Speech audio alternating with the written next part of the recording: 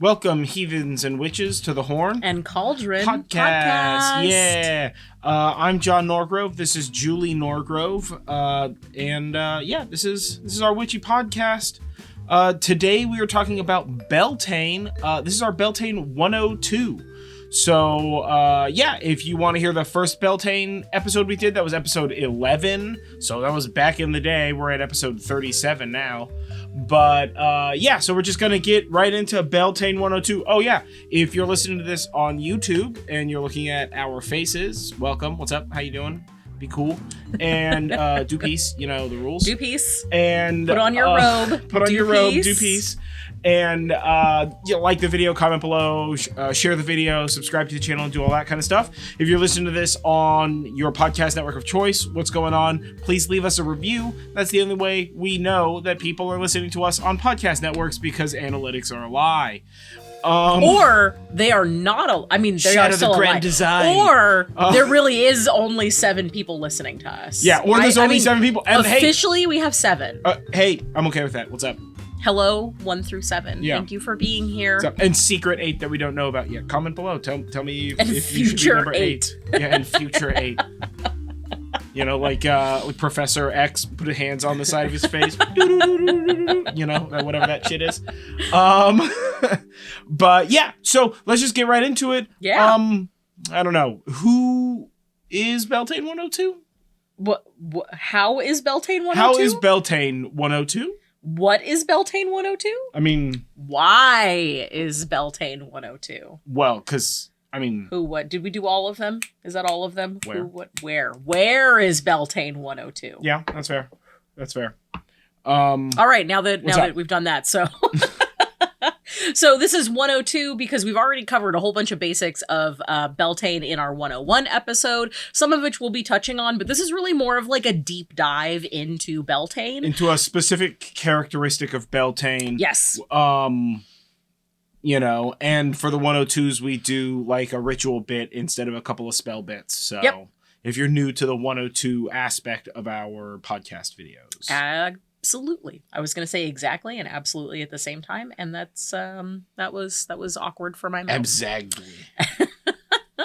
So Beltane is held in the Northern Hemisphere on May 1st. And if you're in the Southern Hemisphere, hello! And your Beltane is typically November 1st. Really, it's the beginning of spring. It's about halfway between the Spring Equinox and the Summer Solstice. Beltane is the third spring festival. You know, we have the third of 3. Yeah, the 3 of 3. But some people actually consider Beltane the beginning of summer festival. So for some people this is a spring, for some people it's a summer, and really you don't have to make a distinction between that. It's just kind of when it is. Yeah. Beltane is actually my favorite because it is right around the time of my birthday. So Beltane is like my own personal New Year. Dope. Yeah. So Beltane has been celebrated for thousands and thousands of years. Unofficially. Officially, we know that Beltane's been celebrated for about 1,000 years. And it's been typically celebrated with bonfires, visiting holy wells, having fertility rituals, either for the land or for humans. It has recently become a popular time for hand fasting. And we do talk about hand fasting as well as hand fasting customs more in Don't feed your hands, guys. You gotta lose that hand weight or whatever. Right? Hand fasting? Hand weight? No! Yeah, because you're just fasting your hands only. Don't feed your hands. Yeah, no, we're not doing That's that. Unless you're trying to be a hand model and then your hands don't need to lose weight. I guess. I don't know. Hand models got to have big hands. I don't, honestly, I've never paid attention, so. I don't know. But I do know that our episode on hand fasting is also on love magic, and that's episode 32. So if you're interested in more of the hand fasting side of things, that's definitely the place. We go more into it there, yeah. Yeah. Beltane is also sort of dedicated to the Fae, and you also celebrate by like putting ribbons around a maypole, having feasts, of course, decorating with spring greenery, flowers, and ribbons. So you can hear all about a bunch of this stuff in the Beltane 101 episode, unless you want to be listening specifically to that hand fasting episode. So, you know, get it. Now, some people celebrate Beltane underneath different names. And this is sort of like an interesting thing that sort of incorporates a lot more communities from around the world. And Beltane is also celebrated as Walpurgisnacht, as well as May Day and Blōstmfrēols, as well as Floralia. So really all of these are sort of tied together in their own interesting way. So that's actually what we're going to be mostly talking about. What language is Blōstmfrēols? That is the new sort of Norse heathen name for this holiday. And when I say new, this is part of the Reconstructionist holidays. So I'm not 100% sure what language that comes from. Oh, interesting. I mean, but I don't think that it's German, because Walpurgisnacht is the German one. Yeah. Huh. Very interesting. Okay. Cool. Yeah. So any of those names really kind of are all Beltane. So the first one we're actually going to talk briefly about is Blōstmfrēols. So it is a modern Reconstructionist heathen festival around the time that that Wicca popularized having 8 Sabbats. A lot of other sort of sects of paganism and heathenry decided that they wanted to sort of have that. So that was when this was sort of created. And I think it's really meant to just sort of bridge that gap between the more influenced by Wiccan type of Sabbat worship, as opposed to you celebrate for a whole month, which is primarily what the ancient Norse did. But also to kind of make it a little bit warmer, because the specifically like ancient Icelandic Vikings would have celebrated Beltane as part of their festival for the winning of basically spring over winter. And that happens in tune with the old Icelandic calendar, which is typically about 2 weeks before Beltane happens. So that just happened for us as we're recording this. Yeah.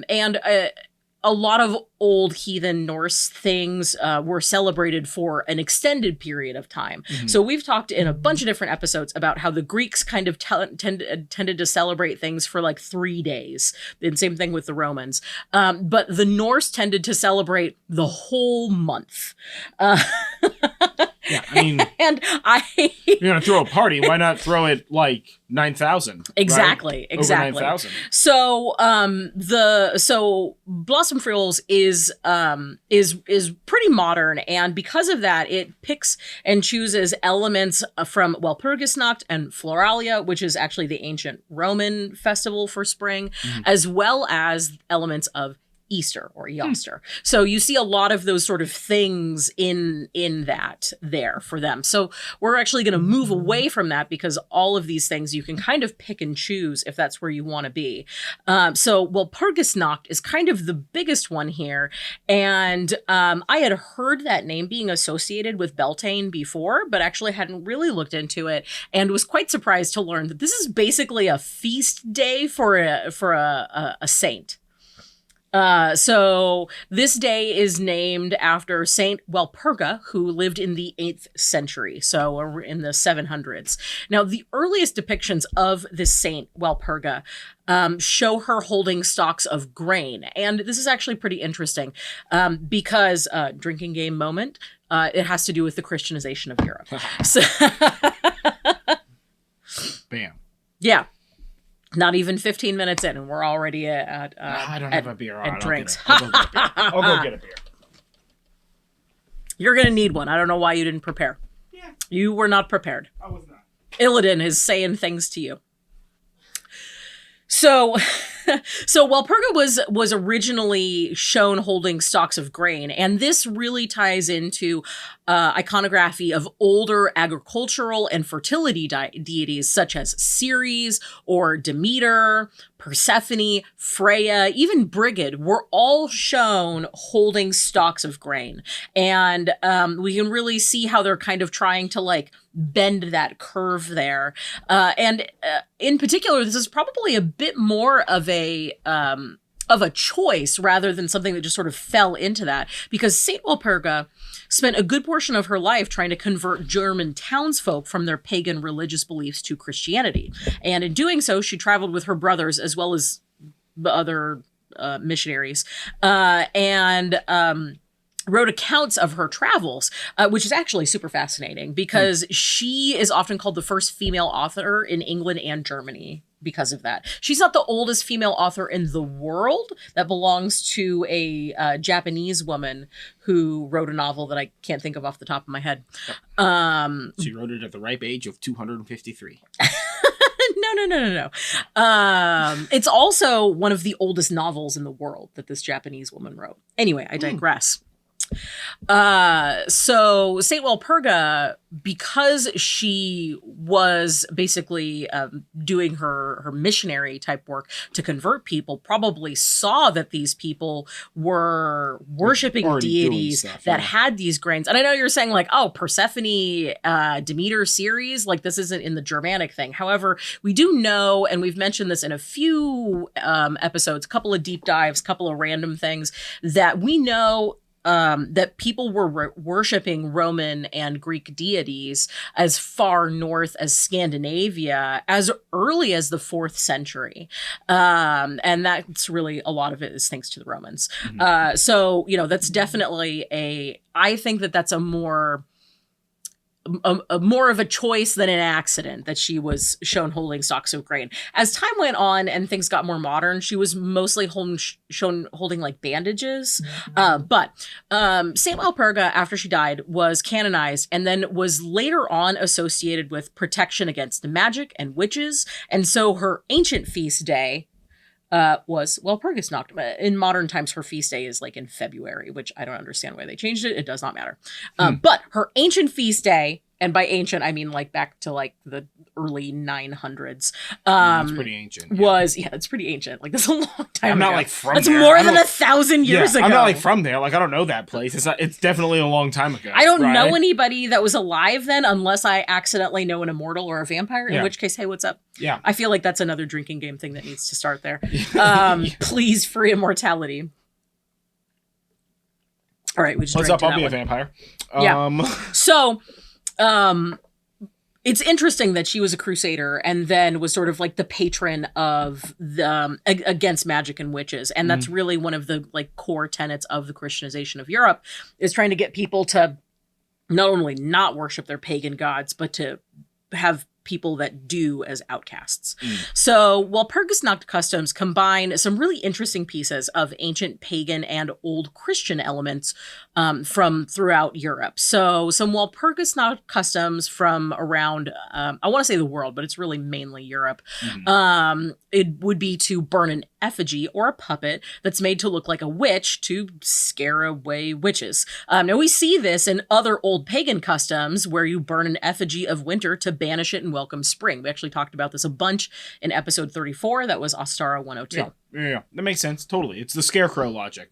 Yeah, exactly. Yeah. People also for Walpurgisnacht will dress up like witches and visit carnivals and other parties and revelry. And we see this with not only Samhain, but also with Dionysia. And we talked about this pretty in depth in our Dionysus deep dive that we did recently.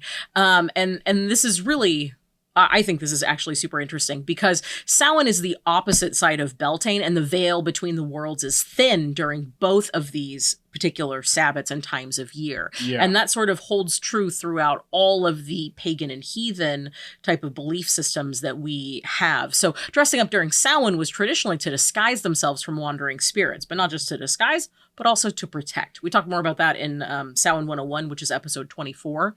And in the Dionysus deep dive, we talk about people dressing up like those in Dionysus's retinue. So for Dionysia, the dress up was to sort of take on some of those things, whereas for Samhain, it's to avoid them. So it's an interesting piece there. Yeah. Yeah. And not only did people dress up during Dionysia, they also did during Anthesteria, another festival that's associated with Dionysus, who also, by the way, is an agricultural fertility type of deity that is sort of typically worshipped during spring. We also talk a whole bunch about that in episode 35, Dionysus Deep Dive. So there's a bunch of information that we cover there that really sounds similar to a lot of the stuff that we're talking about with Walpurgisnacht customs. Also bonfires. Bonfires are pretty common at basically every one of these festivals, some of them more so than others. But as we come into the summer festivals, bonfires are really a big deal. And bonfires are sort of used to celebrate the coming of spring. You know, the sun is back. Let's light a fire. Because like a big fire kind of symbolizes the sun, especially in a time when you didn't have electricity or even fire on demand. Like in spring, right? It's like, oh, nice, beautiful day. But then like when it gets dark, it gets cold. So like having a big ass bonfire, you know, it's sort of like extending the warmth of the day. Yes. Kind of a situation, you know? Yes. And particularly associated with Beltane, bonfires were typically made at the top of a hill or a knoll or even a mountain. And, you know, if you're thinking about it from, you know, like a no electricity kind of perspective, if you've got a big old bonfire up on a hill, you know, that definitely mimics what the sun would look like. Yeah, well, it's going to be seen from like all around. Exactly. So the people who aren't able to like come all the way up to the bonfire are still going to be able to like enjoy sweet bonfiredom. Yeah. Exactly. Plus, it allows people to kind of stay out late. So this is kind of one of those holidays where a bonfire and communal partying is big because it's warm enough for people to be out and about, and the weather isn't as bad. Like with Imbolc, you know, we talked about how this is mainly a thing that you celebrate with like your close family around the hearth fire. You know, that's because it's usually not great weather at that time in February. Totally unless you live in California and you have false spring, because during that time it's usually great. And sometimes it's warm, but you know it's gonna get cold again. Don't worry. Yeah. Don't hold your butt. And we talk about this in episode 11, which is Beltane 101. But particularly associated with Beltane, people would do 2 bonfires, and that's not because the 2 sons, of Tatooine? Tatooine, I think, has 2 sons. Yeah, I think so. Sure. But you would basically have 2 bonfires relatively close to each other, and you'd walk your cattle or any other sort of livestock that you'd have through them to purify and protect them for the coming season. And then sort of like after the cattle went, then people would go through. Sure. That seems to be a later people went thing. through with the cows. You didn't like push a cow through a wormhole. Yeah. I mean, you could push a cow through a wormhole. I guess, yeah, sure. That's going to be one surprise We've cow. all seen Stargate, so yeah. We just watched it. Well, we just watched a Stargate. That is true. It was not great. It was not the great one. No. But yeah, so bonfires. Yeah, bonfires. Now, the last fun thing about Walpurgisnacht is that the Church of Satan was founded by Anton LaVey on Walpurgisnacht in 1966. Oh, this is your cocktail fact moment, right? So in the Satanic Bible, Anton LaVey's sort of prime document, he writes, "The eve of May has been memorialized as the night that all of the demons, specters, afrits, and banshees would come forth and hold their wold revels, symbolizing the fruition of the spring equinox." And the Church of Satan, even in modern times, also indicates that this night, which they typically called Hexennacht, is a night to not only sort of revel and party and whatnot, but a night to honor those who were victimized by superstition and witch hunting. So this is an interesting thing that you can incorporate into your Beltane celebrations. It's not normally something that we really think about as modern day pagans until it becomes Samhain, because everybody's like, witch hats. But it's important in the spring as well. Hexennacht. All right, cool. I didn't know about that. Yeah, so that is Walpurgisnacht in a nutshell. Okay. Now, next up, we have May Day. And not the kind that you say when, like, your plane is going down. Or your ship. I guess you say it for both. Yeah. So May Day... Star or sea. ...is also known as International Workers' Day. Here's sort of a tangent fun fact. So International Workers' Day started in 1889 to commemorate protests and riots that were integral in pushing for an 8-hour workday. And before that, it was like a 10 to 16-hour workday, whatever your boss could force you to do. Yeah. But that particular interpretation and celebration and honoring of May Day is not what we're talking about here. I didn't know about that. Similar, but different. I mean, I knew about the like riots to work less. Hey guys, I'm just saying, maybe work days become like 6 hours. I'm also all for right. Maybe a shorter work day. Maybe it would solve the jobbing crisis. Yeah, the original like protest chant was like 8 hours to work, 8 hours to rest, 8 hours for however I please, or something like that. Oh, cool. Yeah, because before it was basically all day, and then you'd go home and sleep and get up and then leave and then go to work and come back. I mean, it sounds like a lot of bosses were getting punched to me. Probably not enough. Yeah. So we're not going to be talking about that kind of May Day today. Yeah. We're talking about May Day as the sort of spring festival, and like just one random day in May. well, it's the 1st of May. Oops, some May. No, it's going to be May. Oops, it's gonna be May. So May Day is particularly where bonfires to bless and protect cattle became really popular. Yep. This is more of a modern invention that kind of happened around, say, like the 1700s, 1800s, and really spread rapidly throughout Europe and America. And this is also where people started to jump over the bonfire to also purify and protect yourself. And we're going to have our next drinking game moment. If you're doing stuff with fire, please be safe. Yeah, please be safe. Hey, don't jump over fires, man. Because generally, if you're in a specific state of inebriation wherewith jumping over a fire seems like a smart idea, you're probably not coordinated enough to execute that command, my guy. So what I would recommend you do is you fucking leave it to the professionals on like the TV or at like a show, and you don't do fire shit. Right? Because that shit burns, man. So don't do that. Yeah. Yeah, fire is hot. Hey, I don't know who I have to educate about this. I know. Unpopular opinion, fire is hot, dudes, so don't do it. Yeah, be fire safe, right? That's important. Especially nowadays. People are very stupid. Yeah, especially if you live in an area that is silly prone humans. to wildfires, as we are. Yeah, please don't do fire stuff in California. If you live in California, just get some other way. Just visualize. Yeah, heat it with just like a sun reflector. You know, like reflector ovens, solar ovens. Yeah. Do one of those. I was thinking those are actually super dangerous. Print out a picture of a bonfire and put that on the ground and jump over that. Because I was like, oh, what if you put it on your phone? And I was like, nope, then you could jump and you could maybe fall and break your phone. Oh my God. Yeah, you would definitely do that. You would definitely break your phone. But printing out a picture of a bonfire and jumping over it, that is some like Office Space level comedy, right?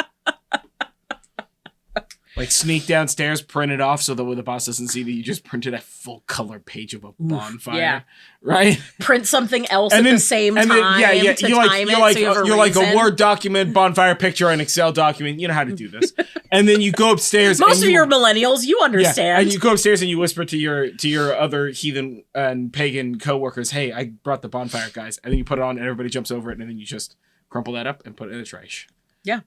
Workday, May Day, bonfire jumps. There you go. When I worked in I don't work in an office anymore, so when I worked in technical support, we would often joke about wanting to flip a table, and instead of having a table, I had a binder. So we would just like flip the binder, because flipping a binder is also quite satisfying, not nearly as satisfying as flipping a table.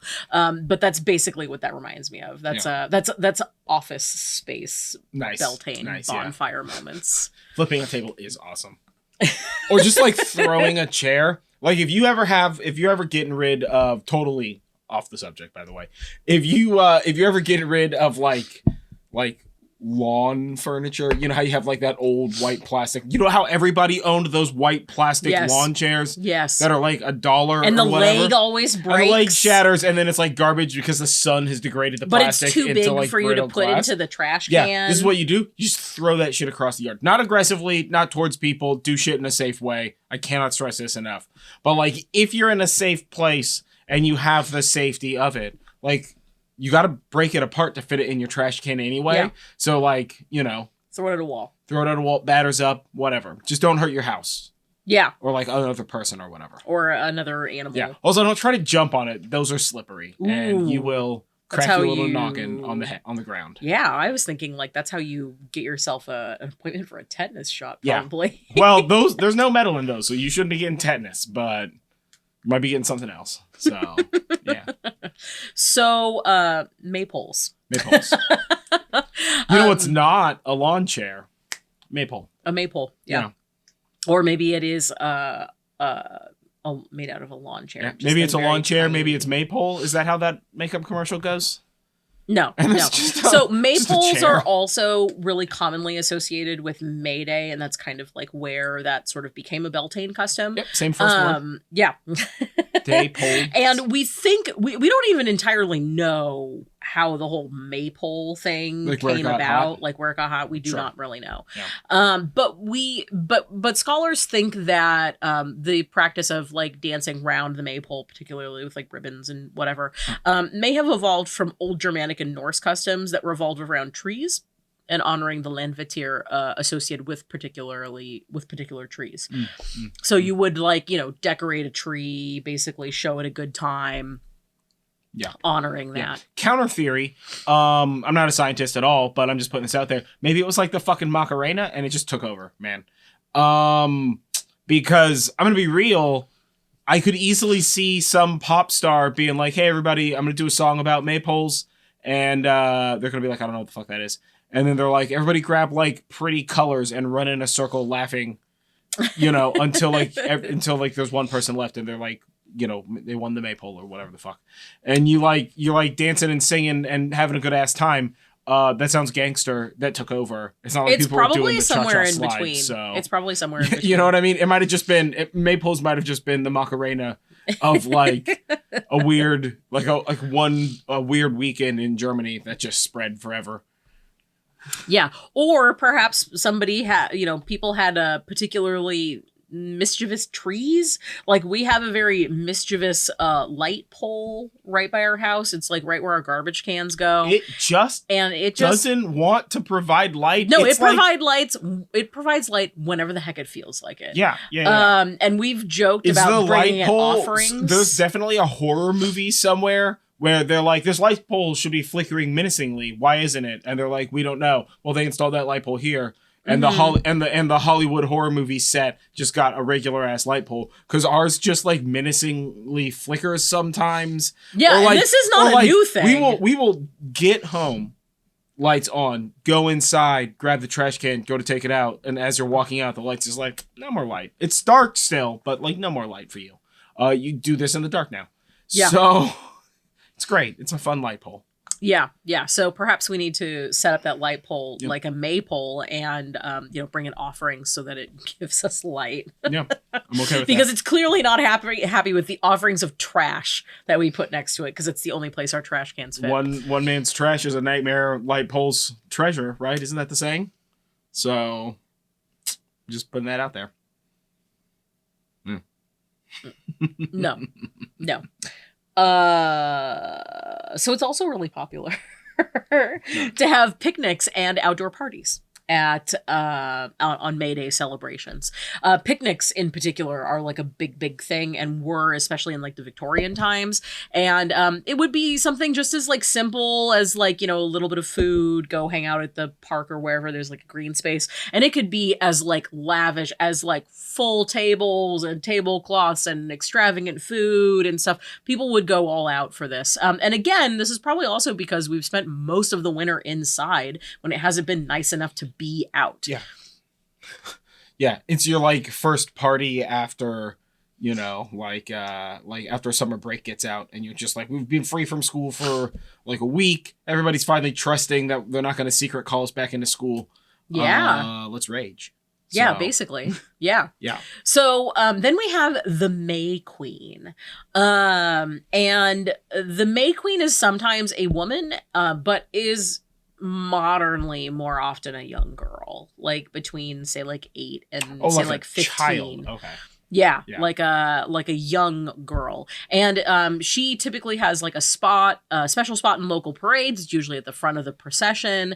And she also generally wears white because purity, but sometimes multicolors. She also wears a tiara or a crown of flowers and carries a bouquet. She sometimes makes a speech at the beginning of the festivities, and how one becomes a May Queen is as varied as the amount of May Queens there are. Yeah, that's just a country fair, like Miss, whatever, Miss Indianapolis or Miss America or Miss India, whatever those are. Yeah, right. Exactly. I imagine there's a Miss Sonoma County. Like, I have no fucking clue. Okay, I've met her. Yeah. Yeah. Well, I haven't met the current one, but I've met a previous one.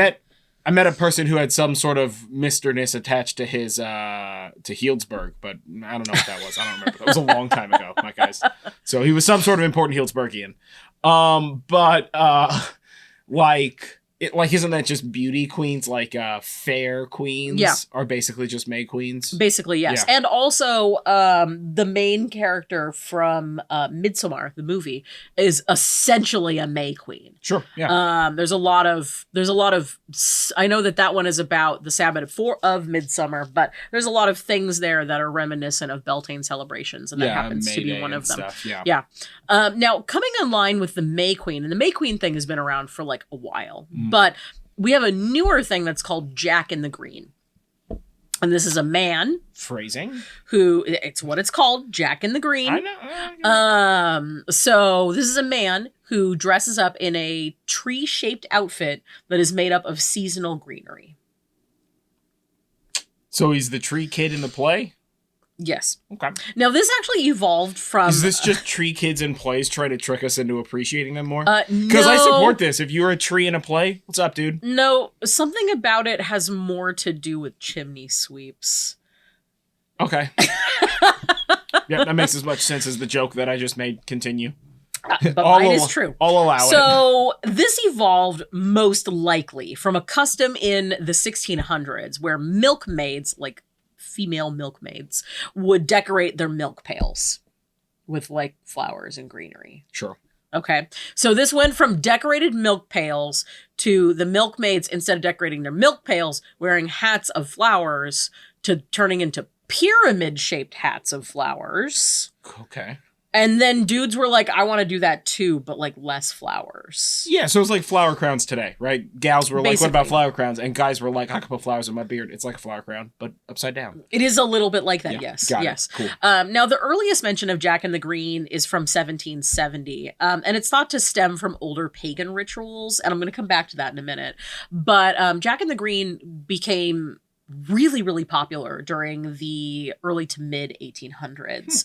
And part of its popularity, although it's not directly linked, is because chimney sweeps would also dress up and parade at May Day. And so the chimney sweeps helped to popularize this Jack in the Green figure during these May Day In my parades. mind, I'm picturing like the Assassin's Creed co-op game with like just a bunch of dudes with like chimney sweep poles, like jumping roof to roof through the streets of downtown London, but dressed in shitty 12-year-old kids' tree costumes. The Ints are attacking London again. Prepare yourself for flowers. It's gonna get weird for a couple of days. I think it's one of those moments where real life is stranger than that. So these Jack in the Green costumes were huge. Particularly when they were like at the height of their popularity, and heavy. And they really only had a space for like the person's face. Sure. And these chimney sweeps kind of ended up acting like low key, as best as I can tell, as like handlers for those who are cosplaying a giant pyramid shaped tree. Mm-hmm. And the chimney sweeps and other assorted handlers typically dressed up in a few ways. They typically dressed up as witches, very commonly in blackface or whiteface. Sure. Well, I mean, if you're a chimney sweep, you have access to a bunch of soot, so I guess that's what you get. As well as transvestites. Yeah. They would dress up in women's clothing typically. And we don't really know why chimney sweeps started to do this. Because your job sucks, and that sounds gangster. Hey, boss, I'm not going to come into work today. I'm going to go have fun for once, so I'll be back on the roof suffering tomorrow, thanks. Yeah. Then dress up and party. Yeah, that sounds gangster. Basically. Yeah. So, anyway, it's thought that these Jack in the Green things actually stem from older pagan rituals, because it's a bit of a reach from milkmaid milk pail decorated with flowers to man in a giant tree-shaped pyramid. Is it though? Like, yes and no. But this thought is comes from a folklorist whose name is Lady Raglan. Now, she had before she died, she had basically admitted that she didn't do any research on this, but she felt that the Jack in the Green stuff evolved from the Green Man, kind of the sort of mythical and religious figure associated with a lot of like Wicca type of stuff. Sure, yeah, you know, the counterpart man. to the counterpart to the lady. And she thinks that the Green Man evolved out of Sheila na gig carvings.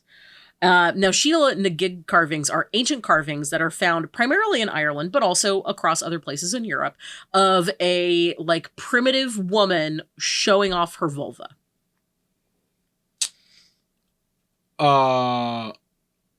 Okay. How did we get from vulva statues to a tree man? I feel like that's a leap. So, I'll believe that the fucking chimney sweep ints evolved from the Green Man. Like, that seems fairly reasonable, sure, yeah. Yeah. But I don't know where the Green Man connects back to ancient carvings. Now, part of this is because we don't actually know. Is it just because they're made out of wood? And she's like, trees are made out of wood. Connect the dots. No, the Sheila na gig carvings were primarily on structures and buildings where people would gather. There are more Sheila na gig carvings on churches and castles than anywhere else throughout Europe. So you could go into a church. I've been to a bunch of churches and castles. I feel like I didn't know about Ireland, this. And you can see just like a sculpture of a prehistoric woman showing off her vulva like two-handedly to all the passerby. And we don't even really know what symbolism these Sheila na gig carvings had, by the way. Like, I mean, listen, we don't know. That sounds like people think that they were like maybe protection, sure, or fertility. That seems pretty obvious to me. Some people, when the church got a hold of them, the church was like, protection against lustful thoughts. We just didn't want to pay to replace a bunch of bricks. Basically. They're like, how many of these are there in Europe? And the guy's like, oh, there's like 10 million. And he's like, ooh, that's a lot of bricks. What if it's not what we all think that it is, and instead it's for like protection against lust or something? And the guy's like, yeah, that seems like a cheaper plan. Let's do that financially for this church. Yeah, basically. So, Lady Raglan was just like, this pyramid tree thing came from these like vulva statues in churches. Yeah, got it. Yeah, came from vulva statues in churches. Now, I think that it's actually more possible that she's seeing the connections to Jack in the Green with the Wicker Man. Mm-hmm. And I don't mean the movie, but I also kind of mean the movie. So we know from several ancient authors that the Celts sacrificed people. So that's no secret. But there's really only two accounts of the quote-unquote Wicker Man, and the Wicker Man is basically like one whole human made entirely out of wicker baskets. No, that would be horrifying. Although what it actually is that they described is more horrifying. So the main source of the Wicker Man thing is actually Julius Caesar. Mm-hmm. And he wrote, others have figures of vast size, the limbs of which formed osiers they filled with living men, which then being set on fire, the men perish enveloped in the flames. So basically a giant Burning Man, but with like people inside. This is actually not like a weird concept for a lot of modern people to think about because of the popularity of Burning Man as well as... I'm pretty certain the Wicker Man has to do with bees. Okay, so the bees. The Wicker Man does have to do with bees, as well as like a bunch of weird stuff. I'm only thinking of the movie. And, it's such a good movie. The Wicker Man itself, we could do like a whole episode on just the movies of the Wicker Man, because there's so many like weird folklore things that they like fully or only half researched and then just like smushed together. Yeah. So we should just do magic movie analysis videos for YouTube, where we just like watch a movie that has like vague magic-y like folklore stuff, you know, like Midsommar or Wicker Man, or the one where the guy goes to the island and they're like the soil's like drinking people's blood or whatever shit is. Yeah. You know? And then just talk about the like metaphysical and religious connotations and like historical practices and what's like made up and stuff. That'd be dope. Yeah. Well, funny you mentioned that because we're basically going to be doing that for our Fanime panel. Yeah. So we're going to start doing that, and we're going to start with anime. So the Wicker Man side of things kind of ties into what we were talking about with Walpurgisnacht when it comes to setting on fire representations of winter. So I think that that's probably closer to like where that came from. Yeah. And this guy looks a little snowy. Burn him. I mean, and I'm not saying that they didn't sacrifice living people in this, but I think that that's a tradition that evolved out of it, and that's really kind of where we're seeing this Jack in the Green thing. I think that that's a better reach than church vulvas and milk and decorated milk pails. Yeah, in my mind, when you say that these gals are decorating milk pails and hats with with flowers, and their hats are pyramid shaped, I'm thinking like a springtime pyramid head. That's all I can think of. Which is mostly just pyramid head covered in flowers in a pink dress, like running through a fields of daisies, like, you know, The Sound of Music style. And I don't have the graphical acumen to do that, but if somebody wanted to do that, I mean, we could make the costume and just go find like a hill full of daisies. A spring pyramid head. We could do that. We could do that would be fun. Springtime pyramid head would be Sound of Music pyramid head would be an amazing cosplay. Yeah, that would be be amazing. We might have to do that. Yeah, we might have to do that. The next nurse year. can have bees. Yeah, because bees. You and these bees. I mean, it's the bees. So, I don't know. All right. So next up, we're talking about Floralia. So Floralia is the Roman spring festival, and it was dedicated to the Roman goddess Flora. Yeah. And this festival was held from April 27th to May 3rd. And really, it's just sort of like an approximation. It usually happens a few days before and a few days after the new moon during late April and early May. Mm-hmm. So that one is kind of like about to kick off. Well, if you're listening to this when it comes out, now. Yeah. And for Floralia, the festivities included theater because basically everything in ancient Greece and Rome had to do with theater, right? Theater. Yeah, the theater. They also released rabbits and goats into the Colosseum, not for people to hunt, but just to hang out with. Like a petting zoo? Yeah. That's gangster. I like amphitheater petting zoo. That seems weird. Oh, hey, we're going to bring all the kids to the amphitheater. Why? Isn't that place pretty bloody? No. Today, petting zoo. Tomorrow, monster trucks. So, you know, you got to get your money's worth out of these amphitheaters. They're very expensive investments. Yes. Yes. Times don't change anything. It was also common to just, like, throw flowers at people. just throw flowers at people. Aggressively. Yes. Just, yeah. Potted. Just the head part? We don't know.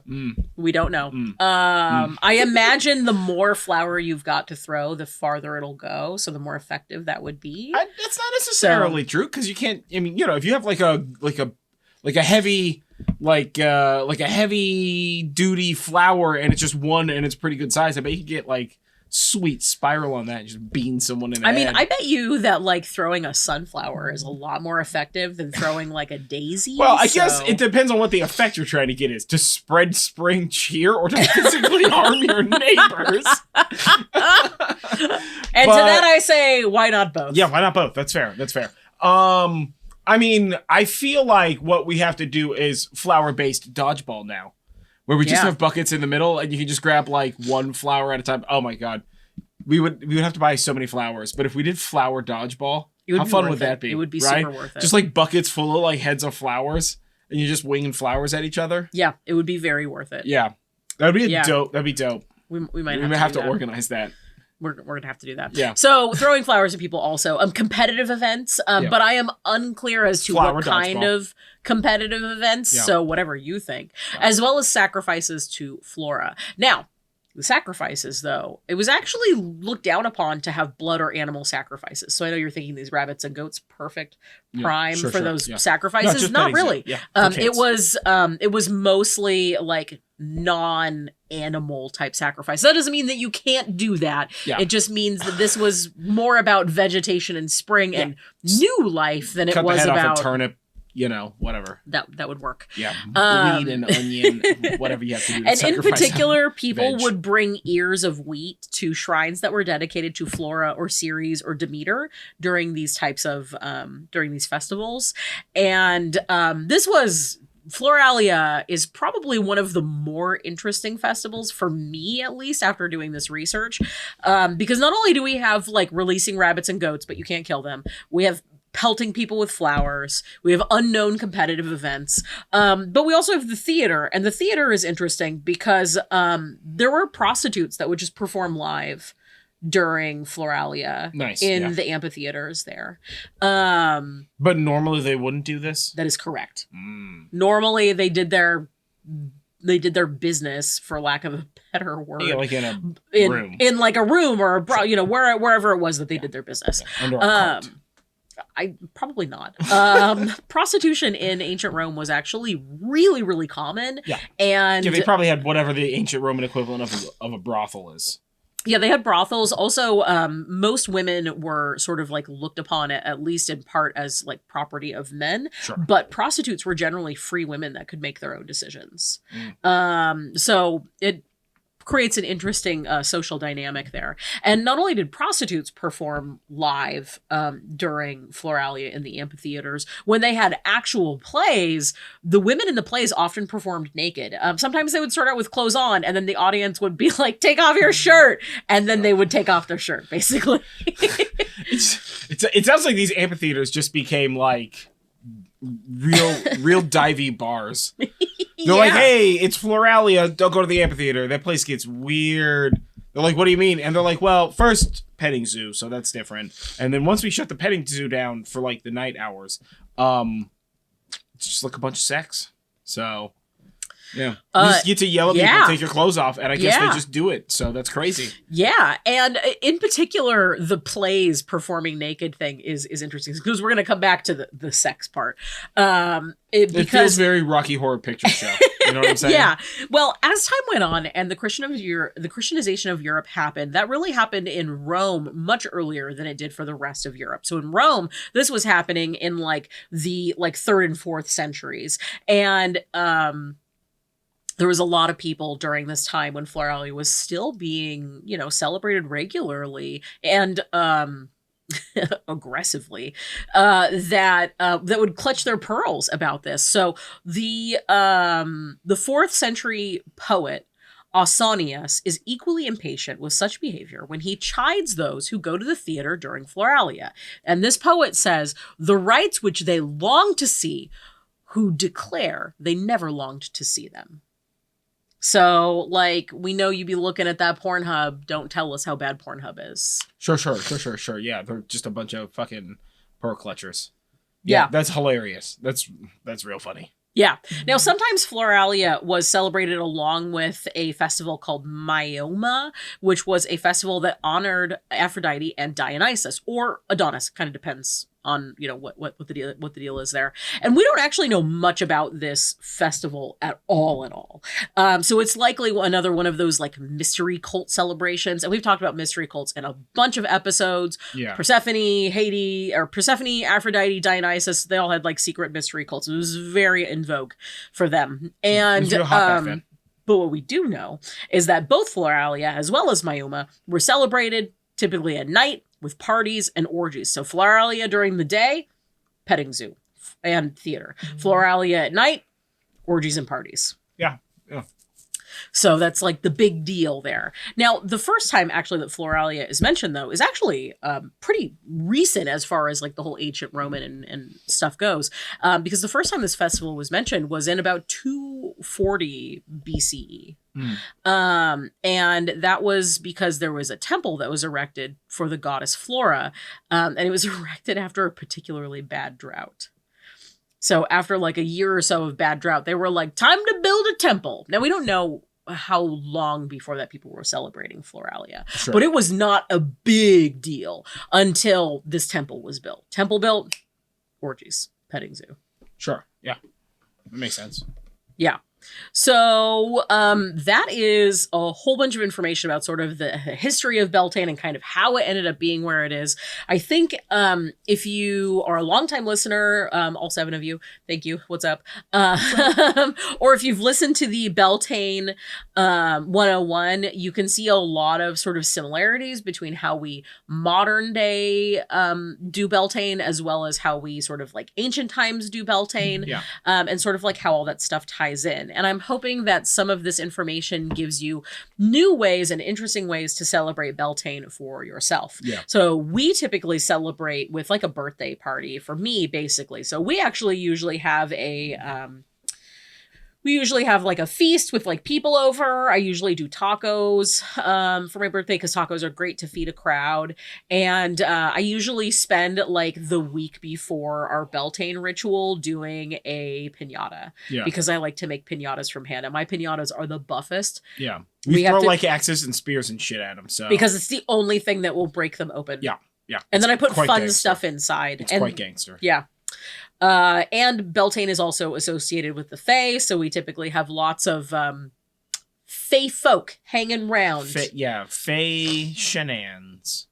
Lots of shenanigans. Yeah. Yeah. So, and we have like a bonfire and stuff like that. So I don't really know we haven't talked about plans for this year. We have not. Yeah. It's kind of come up quickly and we've been busy with a lot of things happening in real life. Yeah. Yeah. Good change. All good change all for good those change. of you All good that change. are wondering what's up with that. All good change. But yeah, we'll probably do something. Yeah. Yeah. So we're going to go ahead and give you a simple Beltane ritual that you can use either in addition to or just in general for whatever you're doing for Beltane. And these rituals and like spells that we share and stuff like that are obviously written by us, informed by our research and like knowledge. And we're at no point in time claiming that they're like connected to something of like mystery cult or anything like that. I mean, I guess it's the Horn and Cauldron mystery cult. TM. Or whatever. So yeah. But yeah, they're just written by us. But I mean, it's basically like what we do. So yeah. You know? Yeah, just like on a simpler level. Usually when we have people over for ritual, we'll do something big, but also sometimes we don't. Sometimes we just like each say some stuff. Yep. Sometimes we just say some stuff. Sometimes we have ritual crafts because we like to do ritual crafts. Often we have, because we like generally always have a bonfire because I have like a fire pit for that. Generally we do like a writing stuff down, burning it sort of situation, so I can, and it's all safe and shit like that. So yeah. So this ritual doesn't have to be done on Beltane. It can be done sort of anytime round Beltane. So if you're busy Beltane weekend and you kind of can't get to it for like a couple of weeks, don't worry about it. Nobody is going to be upset that you didn't do it on Beltane. Yeah. It's about the intent and not about the date. Yeah, I completely agree. So for this ritual, in addition to anything else that you typically like to have in your magical practice, you're going to need, as usual, something to drink and a small snack, because it's always a good idea to have something to drink and a small snack, both for offering as well as to help to feed you, because doing magical work is draining. So you also want to have 5 small candles, 1 for each point of a pentagram, as well as a small totem to enchant for creativity. The totem can be anything you want. It can be, it could be a piece of jewelry. It could be an article of clothing. A desk tchotchke. It could be a particular pen, or like if you're a painter, like a paintbrush or a palette or something like that. Sure, yeah. You can be, it can be, what is it? What do they have in Inception? Like a top. Yeah. Oh, yeah. He has like like a chess he has like a piece. spinning top. Yeah. And a So you chess can have piece, whatever it is that you want. You can even be one of them fake totem poles that you buy while you're visiting a museum. So your totem's a totem. It could be. It's a totemception. Yeah. Totemception. So start out by casting a circle and clearing your mind. And when you are ready, say, The wheel of the year turns, and today I honor Beltane. Spring is here, and the world is alive. The earth creates, as do I. Next, light the earth candle and say, spirits of earth, grant me stability. Next, light the air candle and say, spirits of air, inspire me. Next is the fire candle and say, spirits of fire, infuse passion into my life. Now light the water candle and say, spirits of water, calm my mind. And last, light the spirit candle and say, spirits of my ancestors, support me with love and strength. When you're ready, now take your totem and visualize your creative endeavors, whatever those happen to be, whether that's coloring in a coloring book, painting a work of art, weaving, anything that you want to do that's creative. That's, visualize you doing that. Feel this energy going from you into the totem and energizing it. And in particular, I find it helpful to actually physically hold the thing or put my hands around it like I'm about ready to grab it, or how you would put your hands around a cup fire. Its face to smush it. Yeah, you're gonna cup its face to smush it. Yeah. And visualize that energy moving from you into the totem.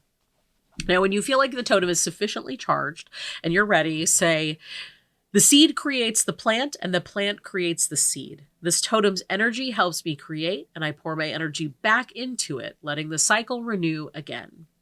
Now you can do any other magical work you want to do, and you can have your little snack thinking about all the wonderful things that you're going to create. In fact, if you want to start creating now, go for it.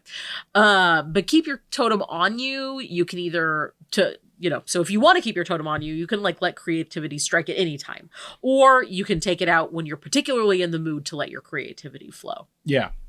Yeah. And this can be recharged at any point in time. It doesn't even have to be Beltane for this particular ritual, and for you to recharge that totem whenever you feel like it needs it. Nice. Yeah. So nice little simple Beltane ritual. Totem there. Yeah. Yep. So now on to the reading of lists. Yeah, it's list o'clock. So up next is correspondences. So with our correspondences, we only read the big guys. No, we don't. We read some of them, not all of them, and it's mostly because we're not trying to be here for another hour, my guy. And so if you want the complete list, you can visit our Patreon page. We include the complete list in the Book of Shadows pages that I do. And then that's where you're going to get that, as well as it'll have a bunch of information that we talked about in the podcast. Yep. And when you join the Patreon, the Horn and Cauldron podcast here, you'll have access to all of the previous Book of Shadows pages. Yep. As well as there is a Discord that we have. Yep, and as things start to stabilize in our personal life from all these changes, it's going to be more and more active. So it's definitely a place where you can hang out with us and ask questions or just chat and, just have a nice little community. Yeah, totally. Yeah, so let's get into it. So animals, so all these correspondences are associated with Beltane. So animals are bees and birds, goats and rabbits. Bees. Bees. Called it. Colors associated with Beltane are particularly green, white, and yellow, but Beltane is a fun one that really can be any color, particularly those associated with flowers. For stones, we're looking at bloodstone, citron, moss, agate, and turquoise. For plants associated with Beltane, broom, which is usually blooming during Beltane, it has beautiful little yellow flowers. Coriander, dandelion, fern, ivy, lemon balm, lilies, particularly lily of the valley, marigold and mint and mugwort, hawthorn and rowan, and lang lang, and really any other flower, particularly those that are seasonally happening. So you've got a lot of things to pull from there. As for foods, almonds and asparagus, berries are all really popular. Chickpeas are particularly associated with Beltane. I think it's because they look like little butts. Sorry. Little butts. Yeah. Dairy and eggs, anything that's fruit or fruit wine or fruit booze, honey, again, bees, I guess. Bees. And any other sort of seasonal fruits and veggies. For deities, there is Ceres, Demeter, Dionysus, Freya, Green Man, Pan, and Persephone are all pretty associated with Beltane. And other miscellaneous things associated with it are like fairies, any sort of fertility charms, baskets or little cones of flowers, as well as the maypole. All right. Well, that was a bunch of correspondences. That was a whole bunch of lists. But not all of the correspondences. So, anywho, firstly, I would like to thank our patrons for the podcast. That's Alan, Miranda, Helena, Alexa, Jeffrey, and Adrian. You guys are awesome. Thank you very much. Yep. Stay awesome. Thank you for helping us do what we do and better every time. Yep, that's right. And next time, we will have our Horn and Cauldron podcast pub chat. I know we didn't do the last pub chat. I was tired. And we're still getting used to a new schedule, which I know we keep referencing, but basically the TLDR of it is John has changed jobs, which is a wonderful, wonderful thing. It's a plus. And it also changes days off, which makes what has been our regular schedule. Our classic schedule is now very up in the air. So for right now, it's kind of all over the place when we're able to like get stuff done. But that'll stabilize soon, and we'll be able to move forwards from there. Yep. So the next step will be the Horn and Cauldron podcast pub chat. Yep. And then after that is episode 38, which will be a kitchen witchery episode. Have we done a kitchen witchery episode at all before? We have. We did like one in the past, right? Yeah. Our previous kitchen witchery episode was episode 19. Yeah, and that was just like generic kitchen witchery. Yep, that was just like getting started with kitchen witchery. Yeah, so we'll you gotta tune in to find out what this kitchen witchery is gonna be about this time. I definitely don't have it figured out yet. That means actually I don't have it figured out yet because I'm the one who does I don't actually all do of any the of this, research. no. You never know what we're talking about. That's well, you fair. know the category of stuff. Like listen, I know that I just read kitchen witchery, but in about 20 minutes, I don't know what we're talking about. So hey. So tune in next time for that stuff. But either way, I've been John Norgrove. This has been Julie Norgrove. This has been the Horn and Cauldron podcast. And we will catch you guys on the flip side. Stay magical, folks. Yeah. And don't forget, breathe in self-confidence and breathe out self-doubt.